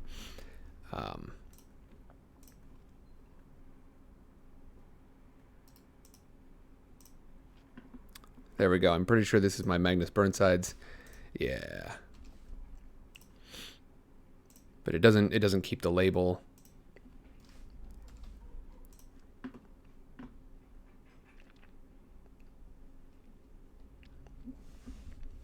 And I'm probably going to have to put in different... I'm probably going to have to put in a different basic moves panel for each character. Because otherwise it won't include... Otherwise everyone, including Merle Highchurch, will be saying, Magnus Burnsides says... I also love the idea of like, Magnus Burnsides says, I want to sneak.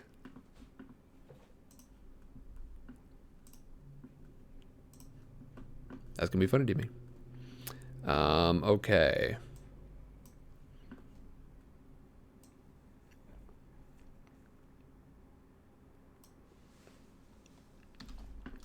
So I'm going to need to put in a couple of different chats here.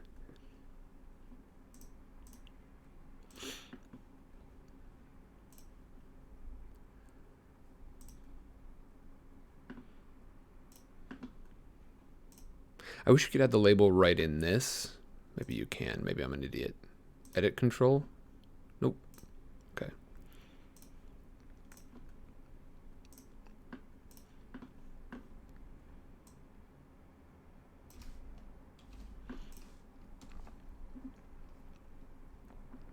And this is the stuff where I'm like, do I want it to...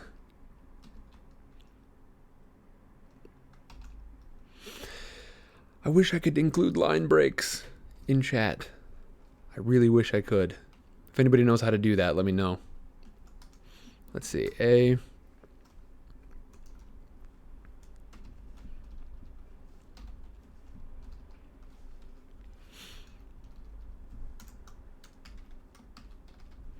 Because right now this is all going to show up as one big block of text. Don't love it, but we certainly will deal with it.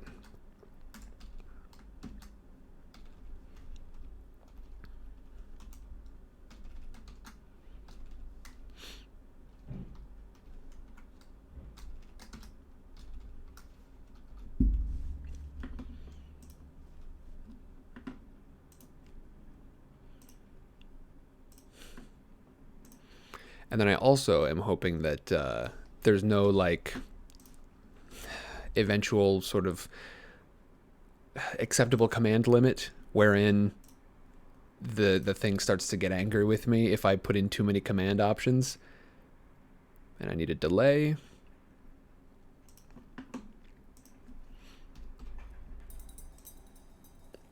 And then my dice roll.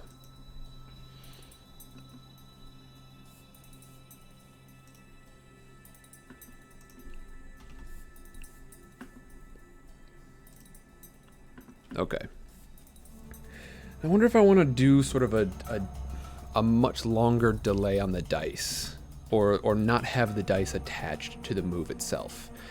To me, that just seemed like, it seemed cool and it seems functional, but in gameplay, often there's a big moment. There's a big moment between knowing what one wants to do, or how one is going to accomplish something, and the DM sort of explaining like what is the importance of that going to be. Which, by the way, I don't know if am I spending. Hold on. I've got 221, 440. Join the party. 440. Okay, it does cost me sparks every time. You hear music. Oh, what have I done now? There should be some quiet music, probably. I've got, oh, there's like extra. Yeah, I hotkeysed it. I'm just gonna mute the other ones, just in case it comes up. And I can't hear it on my end, and I don't know why.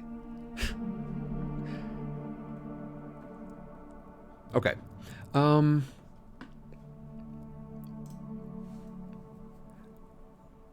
That's so. It's got to be the copy and paste thing. This thing, it must be angry about the copying and pasting of controls, because I know that, or I should say, duplicating controls. I'll try a copy and paste control later, to see if that works. But right now, I know that it happened in my off time too. Duplicating controls, it was not happy about. Okay, so there should be a new option in there for Defy Danger. What has happened here? All right, my chats got goofed up. They're in the wrong order for show.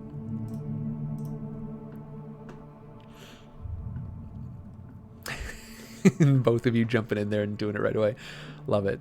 Witchy Witch rolled a 5 and Tuna rolled a 6. Well done, folks.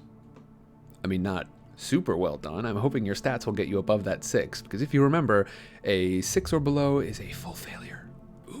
Oops. That's okay.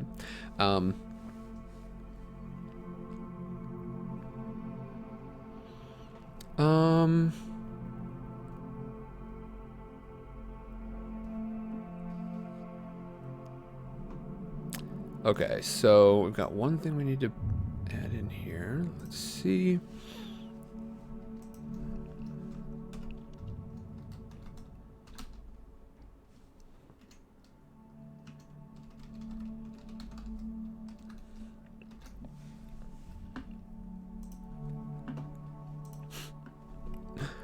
Okay.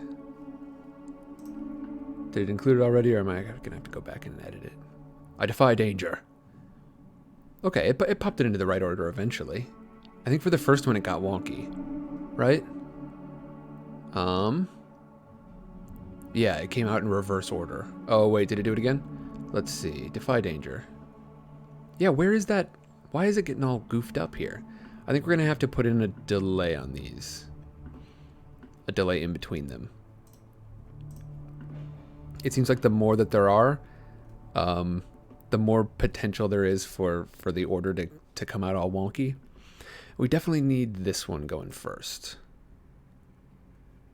Okay, well, I guess I'll just copy my delay. Paste it afterwards. I'll paste it after this. And paste it after this. So chat delay, chat delay, chat delay, chat delay, dice. Oh boy, that's a lot. Magnus Burnsides says, I defy danger. You do it with all this, 10 plus. Okay, let's spit it out in the right order this time. Okay. It doesn't like it. It seems to be a little... It seems like the program is a little frustrated by that. But in order for it to come out right, I think that's the best option we got. Okay. Let's see.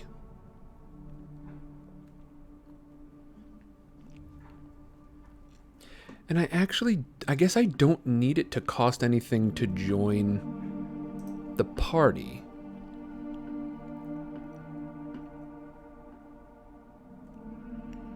I think I want it to, though. We'll see. We'll see what we come up with here. Right now, let's see. We've got about 20 minutes. I definitely want to make sure that I finish my basic moves. And then we'll move on, and I'll do some of this in my downtime, and we'll be able to get started on our world building next week.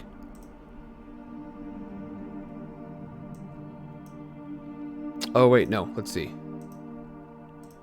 What I was going to try is I'm going to take the one that works here. I'm going to copy and paste instead of duplicate. All right. So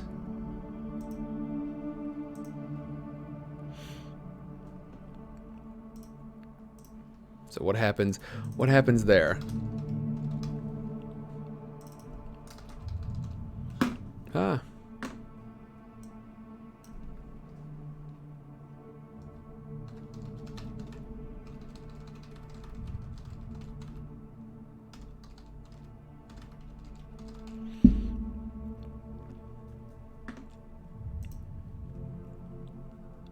Alright, so there should be a new button on there that says defend, and it should be all weird shaped.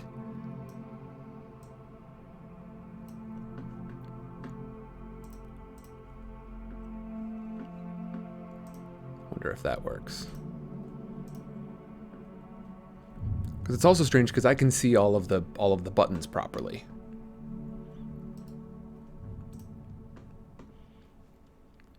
Alright, let me know if you check out defend, or if you got your eyes on the panel, let me know if that looks right.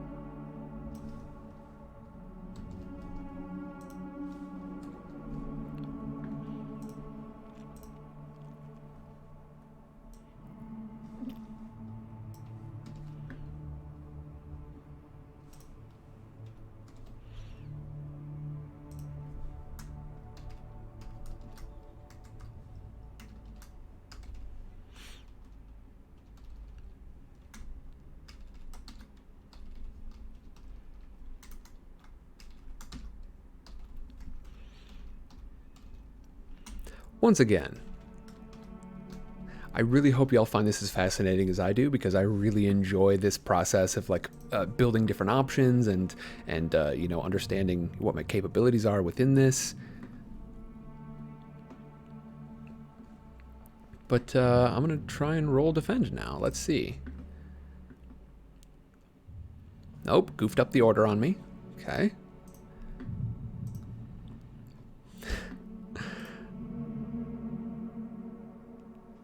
Let's see.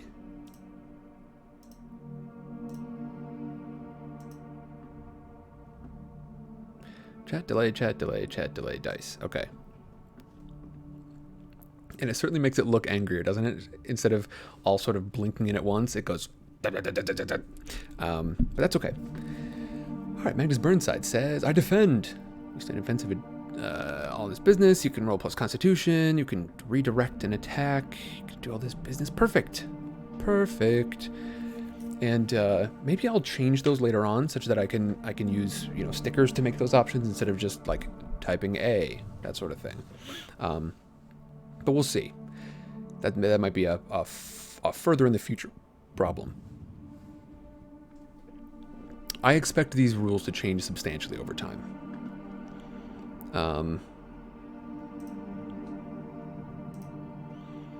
Yeah, let's see. Okay, so I hope defend is visible on your screen. By the way, anyone who's who's on mobile right now. What does that look like? Hopefully that's not just awful to see.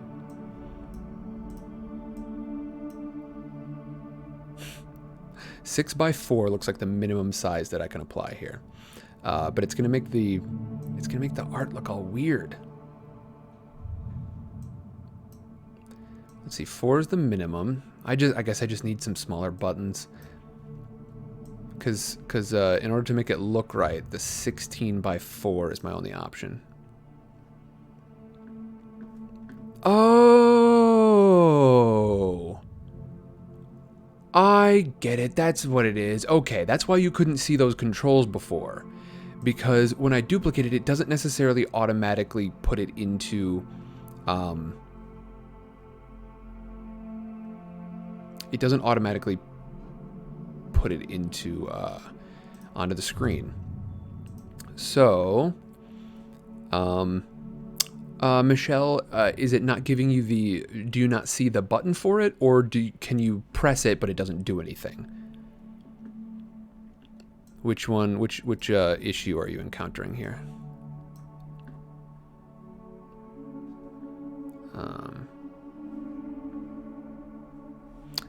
There we go. Looks like you have parlayed successfully.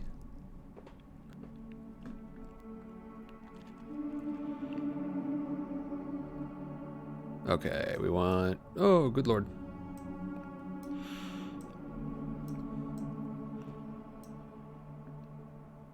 I guess you can, but it's dark, you say. Oh yeah, the parlay button just needs... I just need to...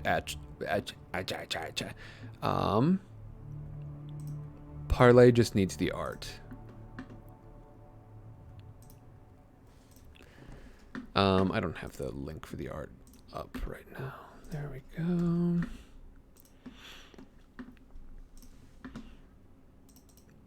Okay.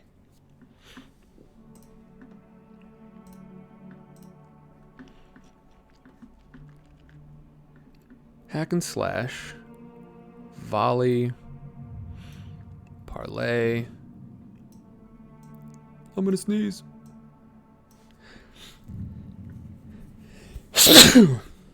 Excuse me. Defy danger, defend. Okay, so Witchy Witch, you should see a whole lot of additional options now. Is that true? Can you see them all now? I think I recognized what was going wrong. There are different, as you can see, there are different like setups for each style of device. So if you're on mobile, that would probably explain why you couldn't see the other buttons. I guess I can assume that Tuna was on mobile as well. But yeah, you should have all the buttons now.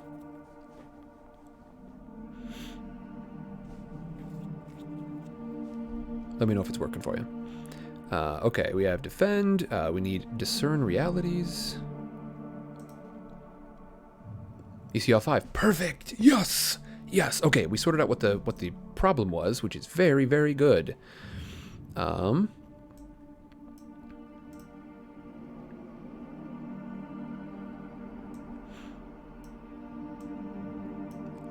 Okay.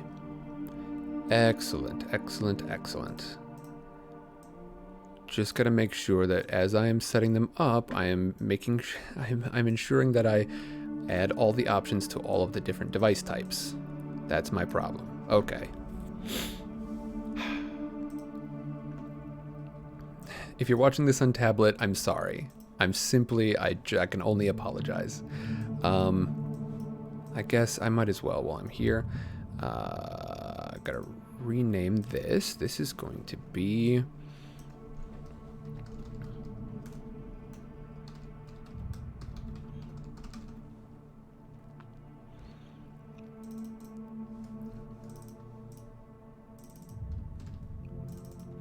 Discern realities.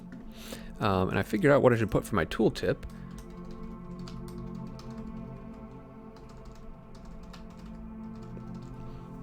This way, when you hover over it, it is going to tell you sort of what the move is intended to do, which is very pleasing. So this one's going to stay the same. The second, I do know I'm going to need some additional delays. Let me just put those in. I'll put them in when I've got the proper text for it. Okay.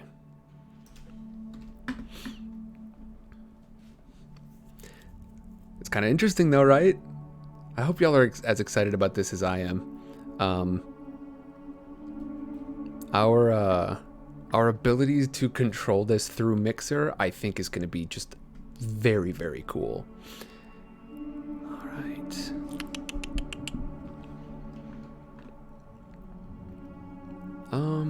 What was I doing? I lost track of it. I was too excited.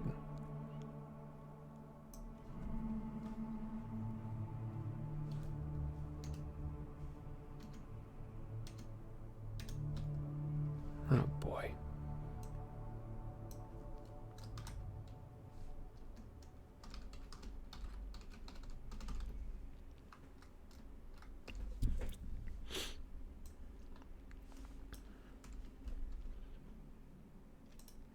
Save this up, and eventually I would love to sort it out such that I can, you know, pull in different values from elsewhere, but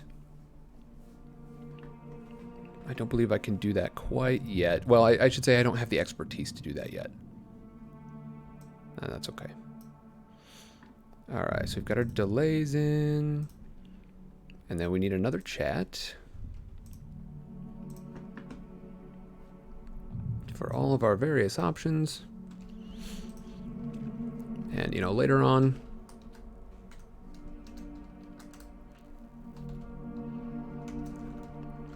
I might separate these out into something that's a little easier to manage.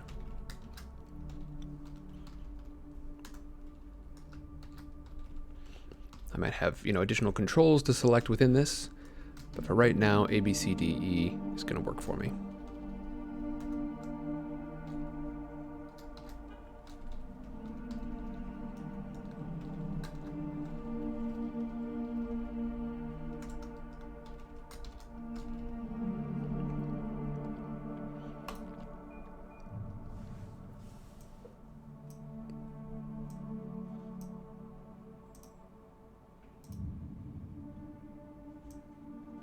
Quick delay. Okay. You're watching this on tablet. It is a mess right now. Oy, oy, oy. All right. It's supposed to be hack and slash, volley. Oh, boy. Oh, my lord. Volley, parlay. Defy danger, defend. Discern realities.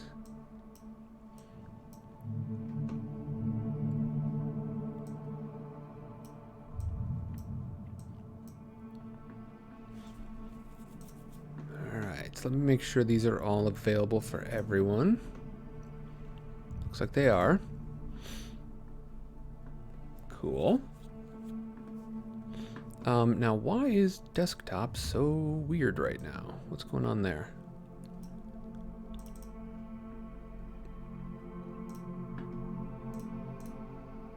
There we go. Okay, that looks more normal. Okay, we've got just a couple more to go.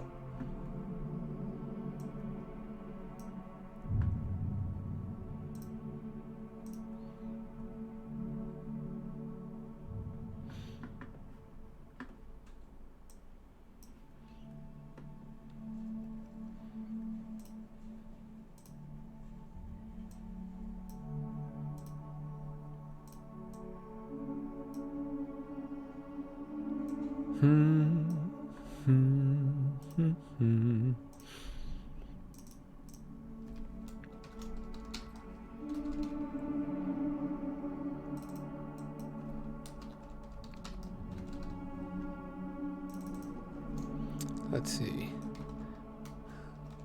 Consult your accumulated knowledge about something.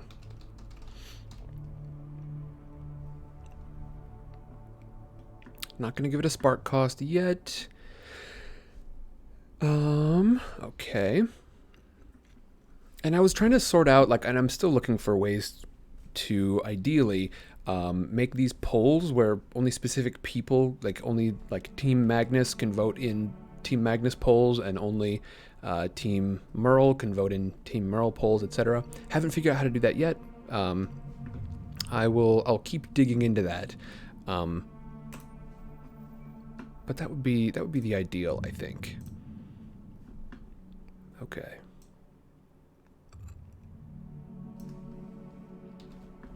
And on this one, it looks like we only need the one option.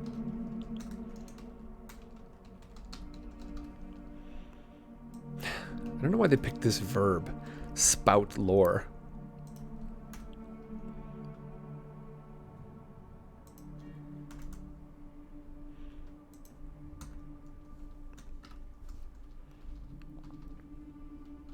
Yeah, I guess I should probably take care of this, shouldn't I?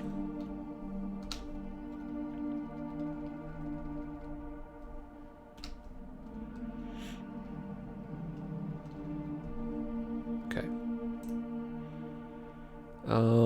So I just needed the 2 chat boxes, which means that this delay can go.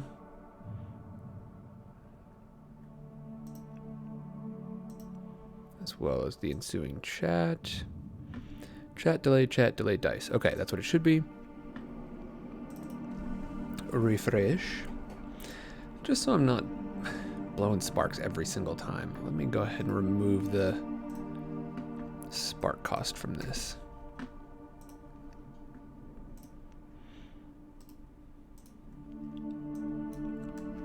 They will be back. Spark cost will be back next time. Oh, that's not my control. Let's see. Okay, it looks like it's all in there. Nice. 1, 2, 3, 4, 5, 6. There should be 7 of them now. Magnus Burnsides says, I spout lore. When you consult your accumulated knowledge about something, roll plus intelligence.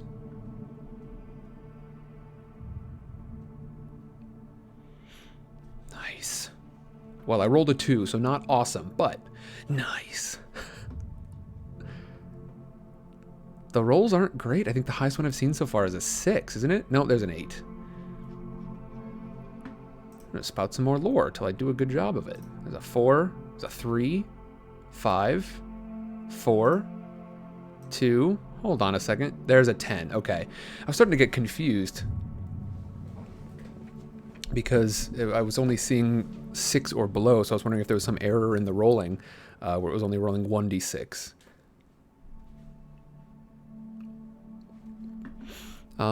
Okay. Yeah, there might be one missing for you.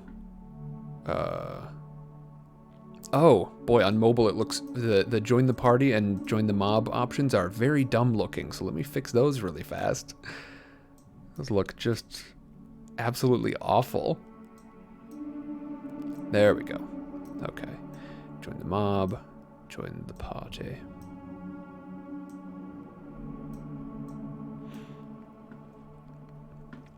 You only see 6.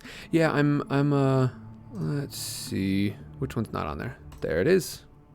Okay, should be added to the grid now. Should be able to see it just fine. Which means there's only one more we have left, which is perfect because we've only got 5 more minutes left.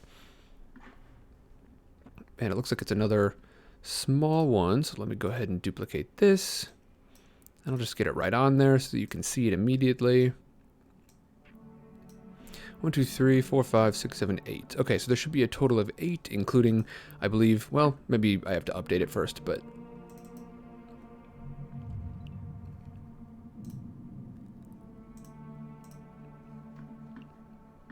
yeah, including 2 spout lores.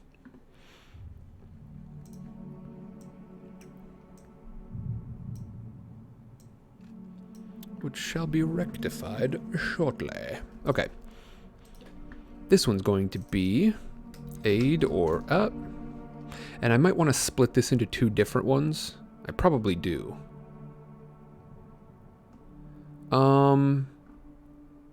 Yeah. I'm definitely going to split this into 2 different ones. Okay. So this is going to be aid.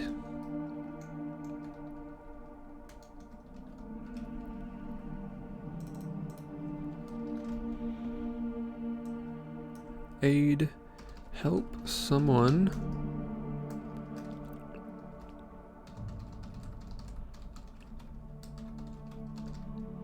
Help someone you have a bond with.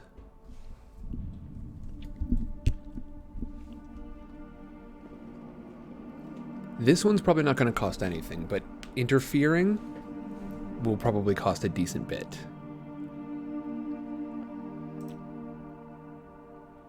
Because that's one of the more frustrating things in a game.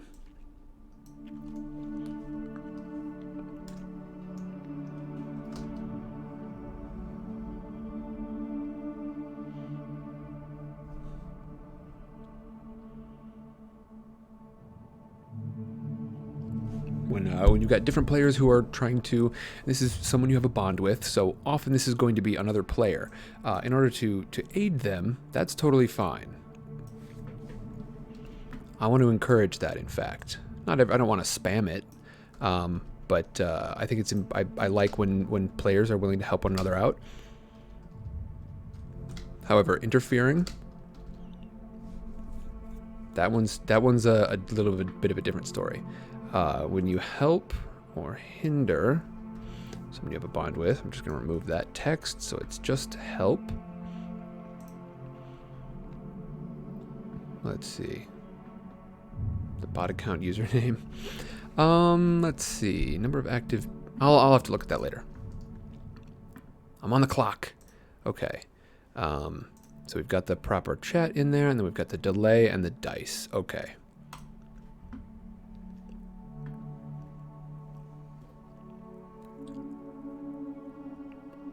Welcome back, Tuna. Yeah, you should see some more options in there now.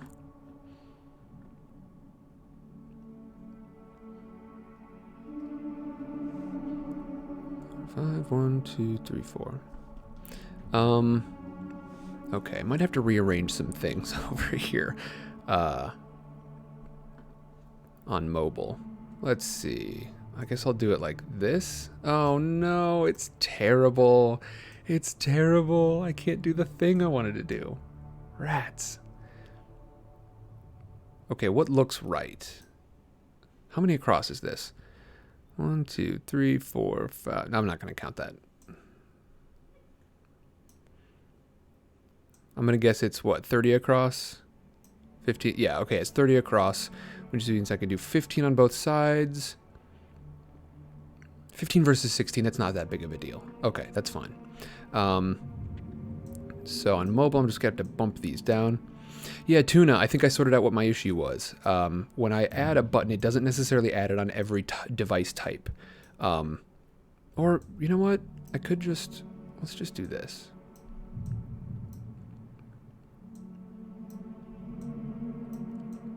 I'll just eliminate the spacing, and then that'll probably clean it all up for me.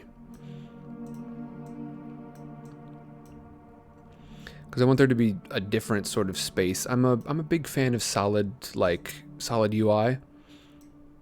That's easy to look at and easy to use, pretty intuitive. Oh, is it a mess for you? What are you on? Are you on tablet? Yours might be a mess.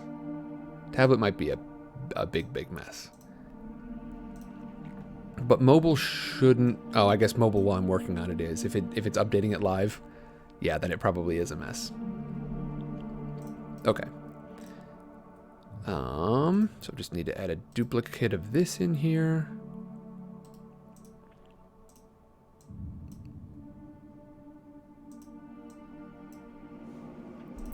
Add it to the grid. Put it where it belongs. MacBook, the main join mob, or on MacBook.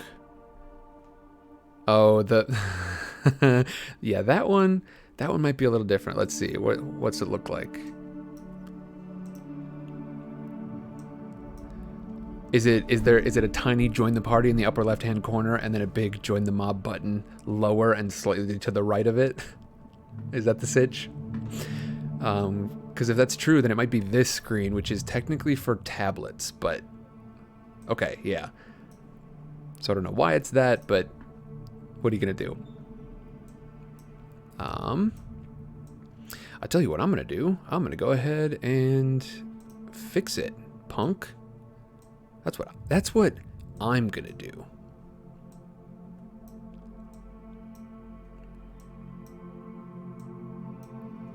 There we go. Okay, that should be all better for you. Okay, I do like that it gives you the option to control these, because this could absolutely turn into a mess if you just tried to like make it all happen on the same page in the same way.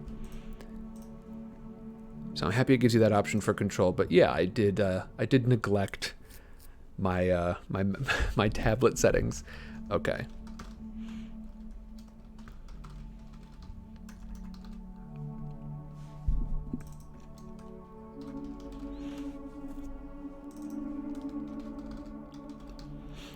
And I decided to bust up aid and interfere into two different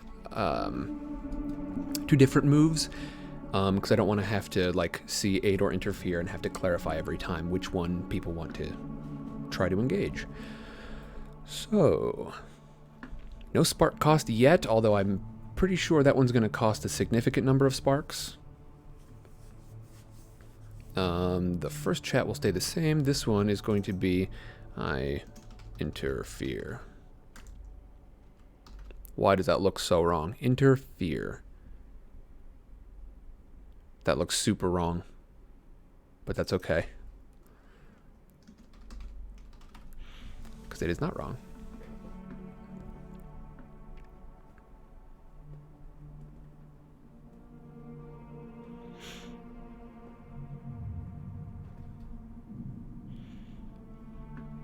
I guess technically we'd want this to be a -2. Well, when would you want to interfere? When would you want to interfere in a positive way?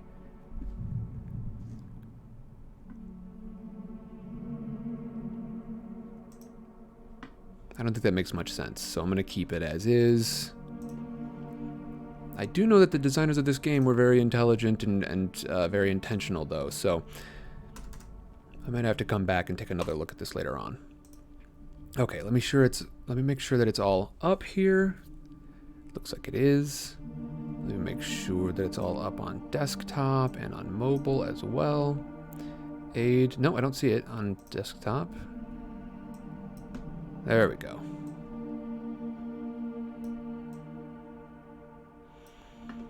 Which severely imbalances my UI on desktop, which I will have to take a serious look at later on. Otherwise, I'm gonna be angry. Okay, why don't I see aid?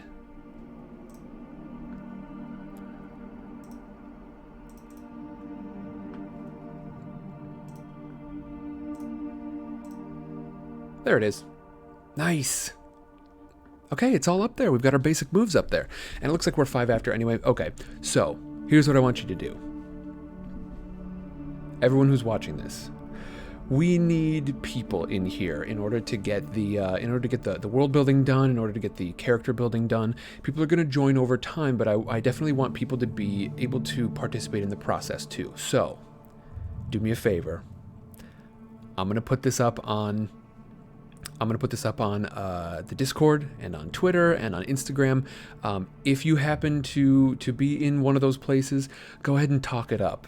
Don't if you're excited about this, give your honest opinion. Like I want to hear what you actually think about it.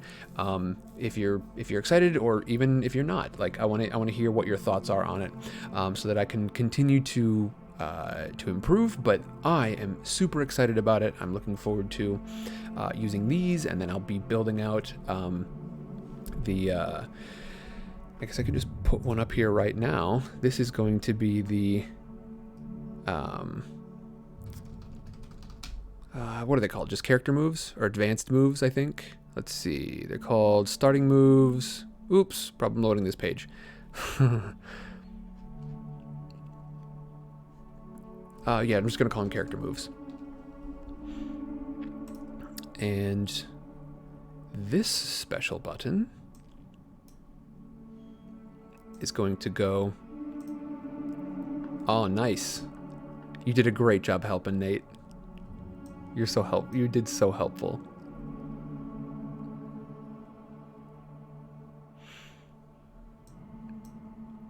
I'm going to have a character moves button that will bring you to the other menus.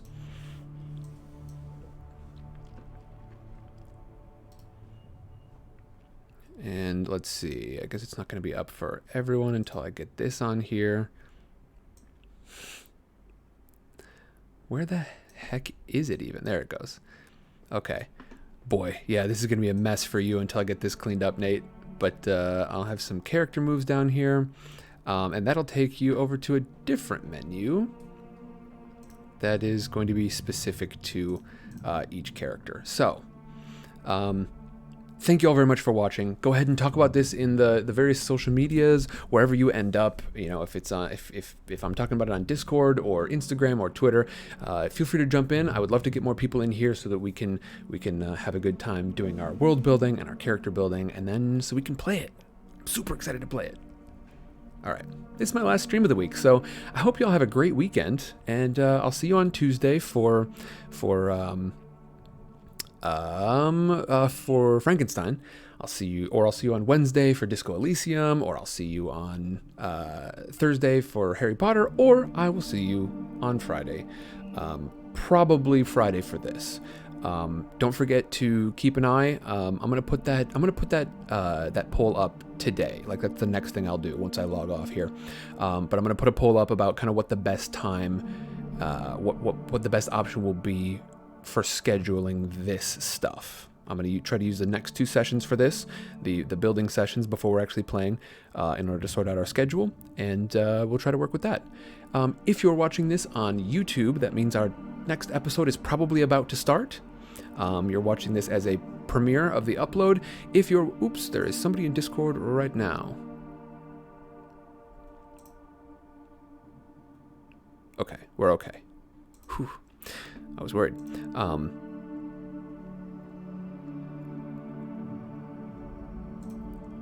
Go ahead and keep an eye on the channel. I'm going to be posting the poll in YouTube, and I'm going to be posting the poll in Discord.